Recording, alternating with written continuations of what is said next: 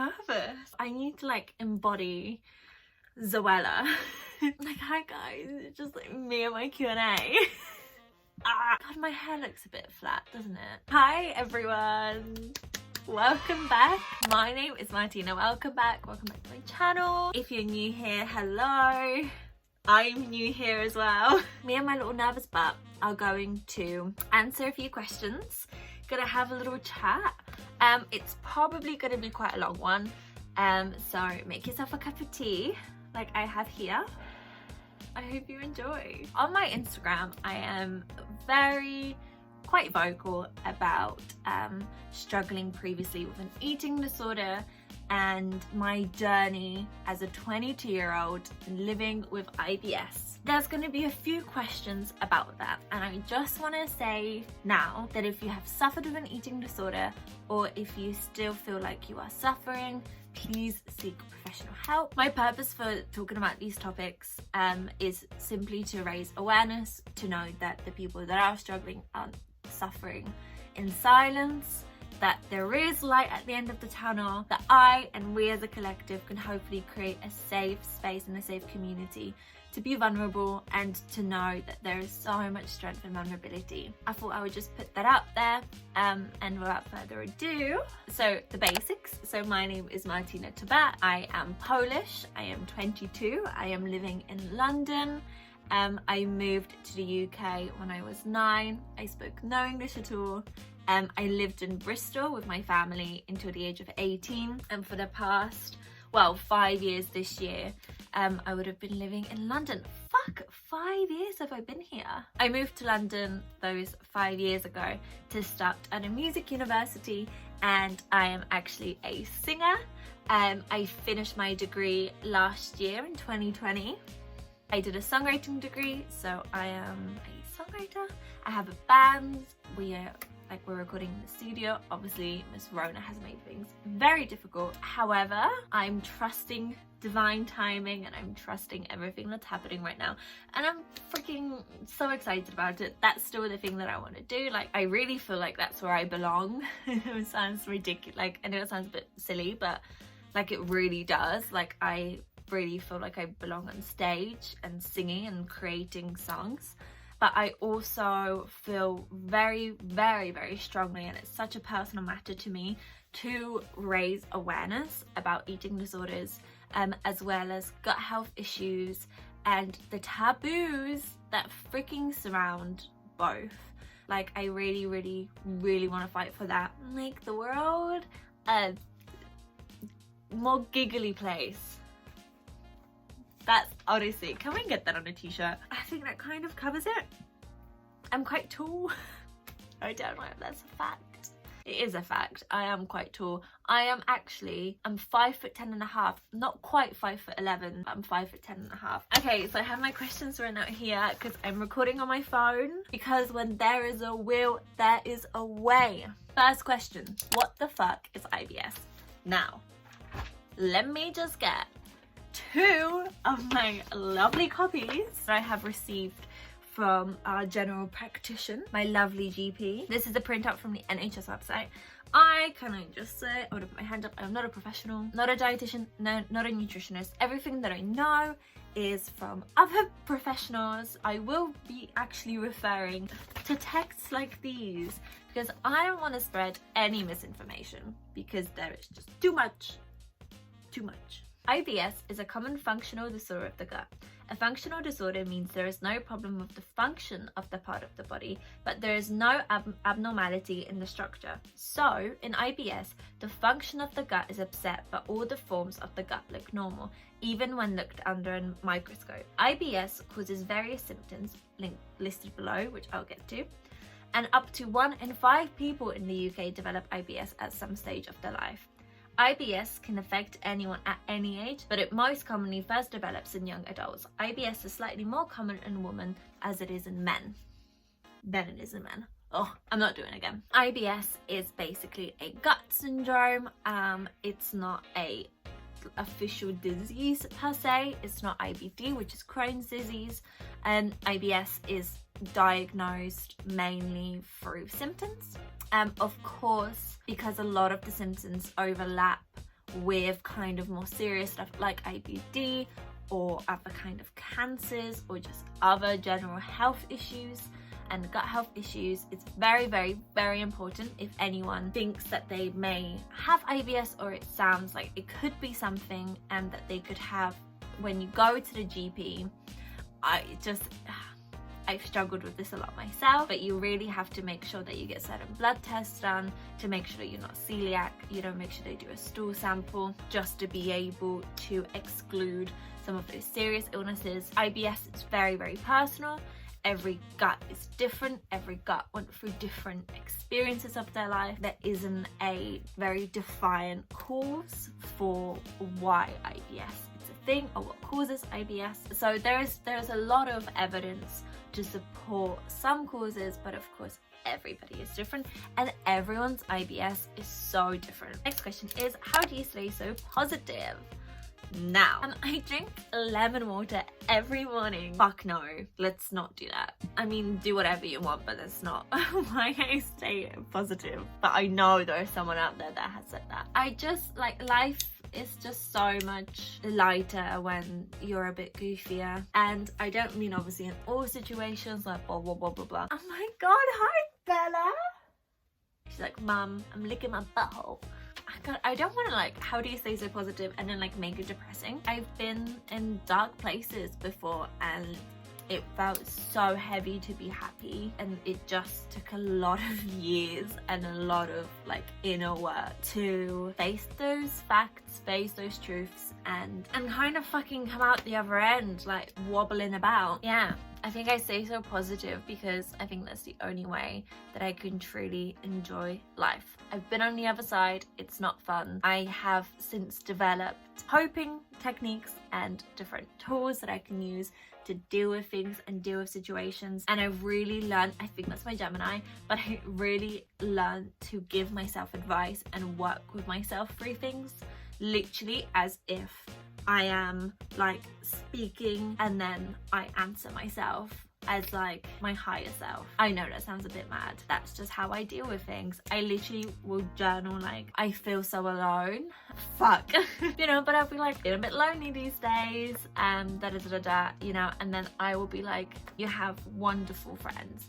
Remember that it's not quantity, it's quality. The friends you have in your life have never been better. Just really kind of reminding myself of my reality, because it's so easy to, once you start believing in the negatives, to then see everything in your life as a negative, and it just becomes a very negative cycle. Also, a book which really helped me was The Subtle Way of Not Giving a Fuck. I hate to be that person, but I truly remember listening to it and then like making a switch. I highly, highly recommend that book. From my personal experience, it helped me. It's free as an audiobook on YouTube. Check it out. Sexuality. I am bisexual. I love it. I love my men. I love my women. It's a fun time. Am I going red? How is your music going? My music is going good, I think.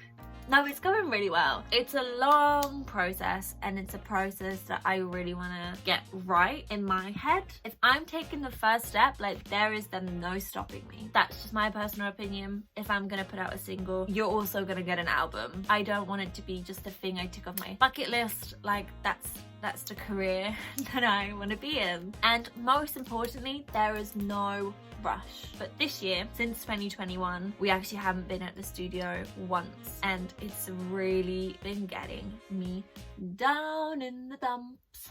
Come on everybody, down in the dumps. I really miss that creative outlet, really miss seeing the people that I care about the most, but that's okay.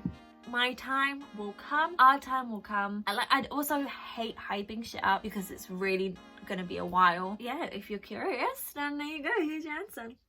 Okay, now here is where I put up a little chugga chugga warning. I'm going to be diving in, snorkel deep up into eating disorder chat, and I'm only acting like this out of my nerves. I know it's a very serious topic, so I'm gonna now get very serious. If you've been affected, if you're very sensitive, I'm just putting it out there. This is what I'm going to be chatting about. I've got a few questions about eating disorders, so I'm just gonna bash through them now. And then if you want to skip them, skip to here. First question is, what type of eating disorder have you overcome? Whoa! I've never actually spoken online about this, but I'm ready to actually open this conversation because I think it's very important, and I hope that I think, as I said before, I think my only aim in talking about this topic is to raise awareness, and for anyone that is struggling, I really want you to know that you're not alone. Please message someone that you trust. Believe me, the first step is the hardest. You haven't made this up in your head. So what types of eating disorder have you overcome, if you don't mind sharing? I can honestly remember having eating disorder thoughts and patterns from the age of 6. Yeah, and I have suffered with body dysmorphia, starving myself, and binge eating. And then I actually ended up, this makes me so sad, but I actually ended up abusing substances and alcohol very, very heavily for about 2 years. I worked in a bar, so I totally could get away with it, and I used that to not eat, basically. I tried vomiting up food. I have on many occasions, but I wouldn't say that that was something that like dominated my life, and I would never call myself bulimic, as I just, you know, I wasn't. When did you know you had an eating disorder? Honestly, last year. When I got diagnosed with IBS and I started researching into what the fuck was IBS and actually realizing that my health was getting, like my physical health was at danger and something wasn't right, and I've developed something and it was causing me a lot of misery, a lot of pain, and that was the only and the first time that I actually reflected at my eating patterns, what I was eating, and most importantly, why was I doing all of this. I really struggled when I first got into a relationship with my partner. I suppose kind of delves into a question that was asked, and how has IBS affected intimacy, relationship stuff, etc. This isn't with IBS as such, but especially with my eating disorder. At the beginning of our relationship, where my wonderful man, you know, when my boyfriend would tell me how like beautiful I looked,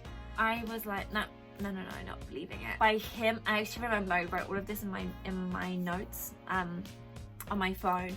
I remember saying, by him showing how much he loves me, it only made me realize how much I hate myself. And that was definitely a big eye-opener. Sort of with that, with intimacy, could never have sex with the lights on, could never have sex in the day. I've never ever until this relationship had morning sex. But how has IBS affected my intimacy? To be honest, not much. I get bloated. It's just a bit of bloatiness, it's fine. But if I'm in the mood, you best believe that's not gonna stop me. Definitely at the beginning, there was a lot of shyness around it. I felt very embarrassed. I would hide my body. But I have an extremely supportive partner.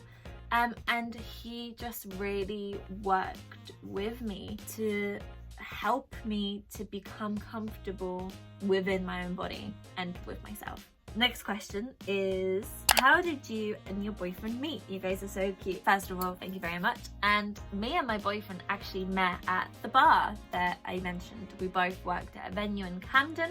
He was a sound engineer, I was a bartender. It was actually quite a lovely story. I want to put Irish. Very sorry if you're Irish. I literally, the first time when I saw him, I was like, oh, he is the man of my dreams. Hello. But then he had a girlfriend. Anyway, 2 years go by. He is a guitarist. I was a singer. And then I was like, look, like let's get working. And then we started working together on a musical project. We kick-started sort of the project that we're still working on now. And then 7 months later, we got together. We fell in love. Food sensitivities, because I struggle with that and I don't know how others struggle with it.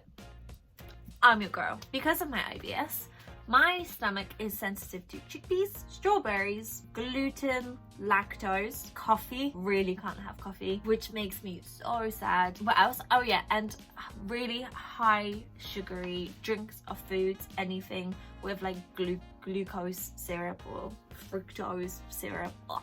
I can't handle it. So, first and foremost, you are not alone. We can have a club together. It's fine. We could be the intolerant girls or the sensitive girls, because that was your question. At the moment, my IBS and most of this kind of journey has been done in lockdown, where I haven't gone really out to restaurants, out to eat. That aspect really kind of makes me feel anxious for like what's to come, because I'm gonna be having a lot of awkward conversations. If a friend cooks me dinner, I'm gonna be like, I'm sorry, I can't eat it. The way that I deal with it, I just keep having to remind myself that this is okay, that this is my body, I'm having to accept it. What I find important as well is that despite me, you know, being sensitive to gluten, lactose and stuff, if I want a Domino's pizza, I'm gonna have a Domino's pizza. My stomach will be a bit irritated, inflamed, bloated, but I would much rather accept that than restrict myself. And that comes from obviously an eating disorder perspective. I think just like really working on acceptance and on knowing and on just trusting your body and really listening to it. I think that's why I bake so much on my Instagram, because I really struggled with the things that I could eat when I first kind of got my IBS diagnosis. I was like, fuck, there's so much foods I can't eat.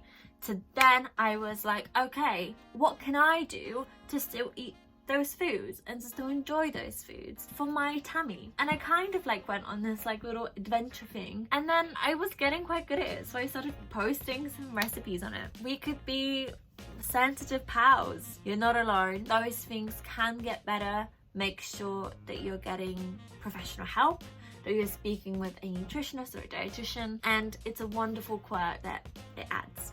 It's a fun quirk that it adds, you know. I have been recording for way too long, and editor me in the future is judging me quite hard. Honestly, this has taken so long. I am judging you. If you've made it here, thank you so much.